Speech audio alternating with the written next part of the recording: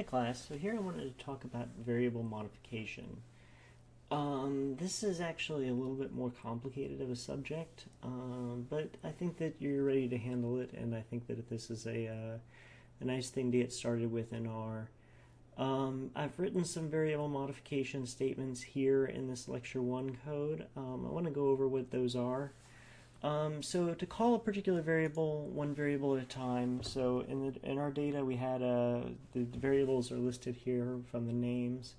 You can see, like for instance, one of them is CS calls. So you can say churn $CS calls, and that will pull that particular variable that we're looking at, or that particular column.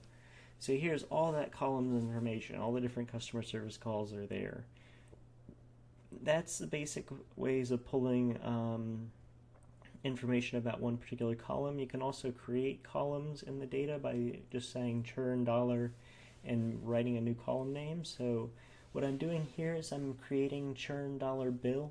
I'm making that variable here in churn dollar bill, and into churn dollar bill I'm storing the churn dollar day charges. So the day charges plus the evening charges plus the night charges plus the international charges.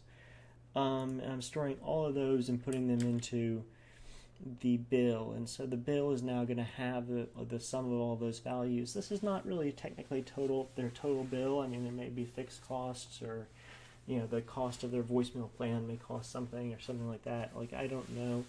I just only knew the charges when I was looking at this data, so I wanted to make a category that had the total charges added up, because maybe we care more about customers that are big spenders or something like that, so we want to target those customers and care about their interest differently than we care about everybody else's.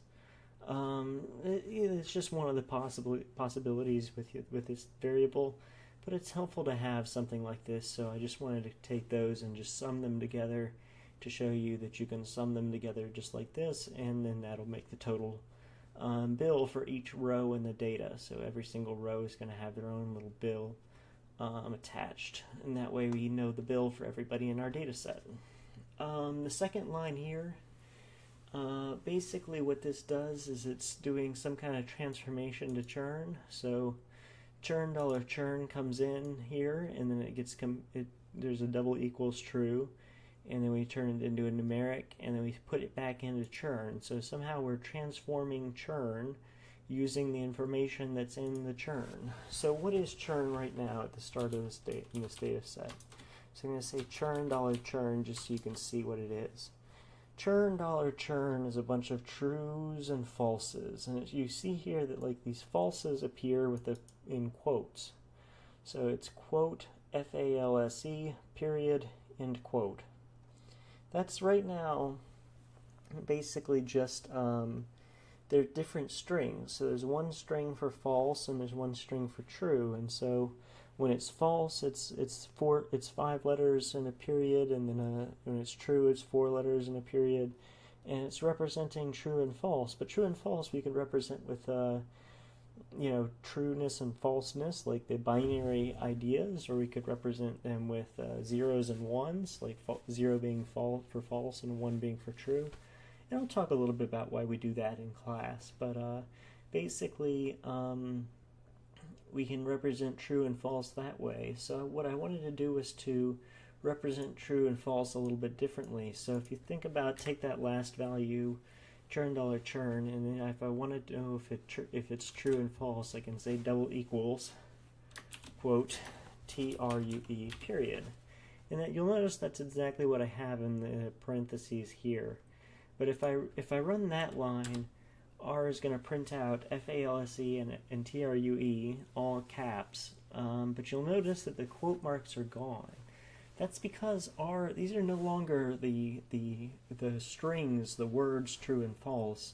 Now there's R's global ideas about trueness and falseness, so 0 and 1, or a binary indicator for true and false here.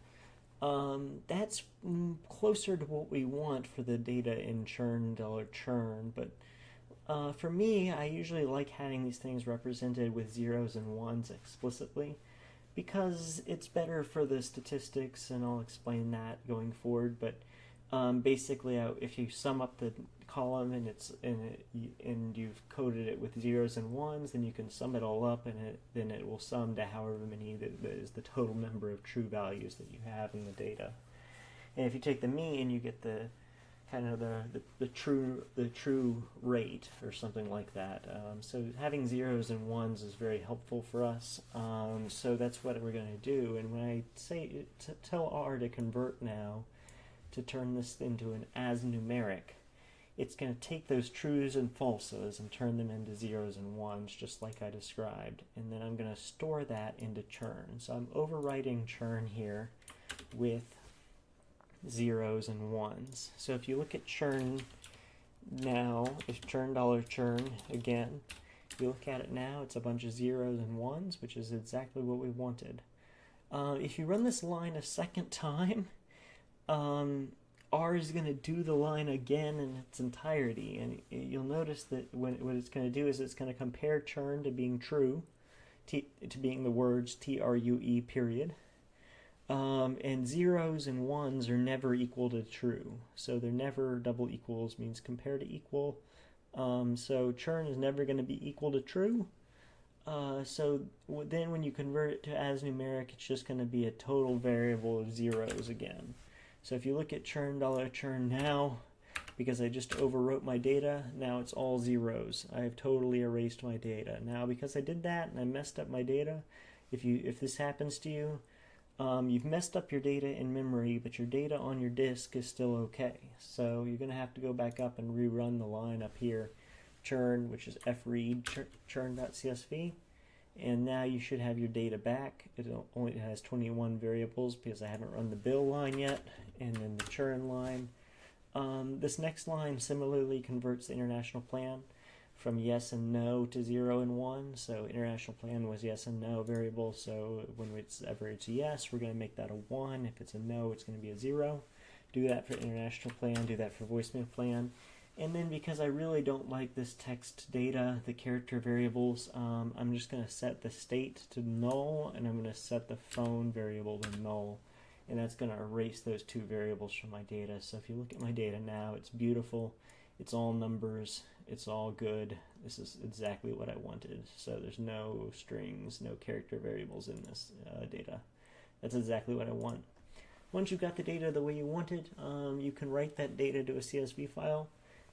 Using the fwrite command. You just put your data in here, so you say fwrite and you say the variable you want to write, and you say the place you want to write to. So churn2.csv is what I want to write. So now it's churn2.csv has been created, and it has the variables that I'm looking at in here. You'll notice it's a little bit smaller than churn. We dropped a couple of variables. The other thing is that we changed a bunch of string variables into being just being zeros and ones, which takes up less space on the disk. So this is going to be a smaller file now because of the way that we've saved it. That's basic variable modification. Once you've got that down, you can work one variable at a time. You can do basic one variable operations. So these are basic functions that just do these operations. So churn, CS calls, I've already talked about. That's how you pick out one variable. You can look for the unique values in churn CS calls. This right now is not that interesting of a function. It's much more interesting when you start doing a bunch of programming with these data science tools. Using the unique values as a handy thing to loop over in programming, but we'll talk about that later in the course. Right now it's not that important. You can table the value. It's not that important because there's the table command. It's just better for right now. So table tells you how many times we had values at the different levels that we had them. So it doesn't just tell you the different values that CS calls can take. It tells you, so 697 people in this data set called customer service 0 times. 1,181 people called customer service 1 time. And only 2 people called customer service 9 times. So you can find out how many people fit into each group. You can also do two-way tables with the table command by putting 2 variables into the function. So here I've got two different variables, which is the the CS calls going on this axis, and then I have the churn in this other axis. So you can see 605 people never called customer service, and they are still our customer because churn is a 0. There are 2 people that called customer service 9 times. Remember those 2 people I talked about that called customer service 9 times? They're both no longer our customer, probably because they spent all their time on dealing with our customer service line, and so they left our service. So you can see the relationship between calling customer service and leaving, being, no longer being our customer with a simple two-way table like that. You can sum up variables. So these 3,300 some odd people called our customer service number 5,200 times, more than 5,200 times. So you can find out how many people, how many total customer service calls we received from all of these people. You can find the average number of customer service calls, which is about 1.56. The median you can get is the 1. You can get the variance of customer service calls or the standard deviation. These are sample variance, sample standard deviation, sample mean, sample median. Because we don't know the population, because the population numbers are usually just kind of unknown ideas to us. We only know sample values for these. We have sample correlation between 2 variables, so you can find the sample correlation between length and customer service calls. Correlation is always scaled to be between -1 and +1. So this correlation is basically 0. It's pretty much exactly 0. There's no correlation between length and customer service calls here. You can look for a correlation between length and churn, and that's also like 1.6%, 1.7%. It's pretty much 0 as well. So those are the basic operations, 1 variable wise, and basically 1 variable modification.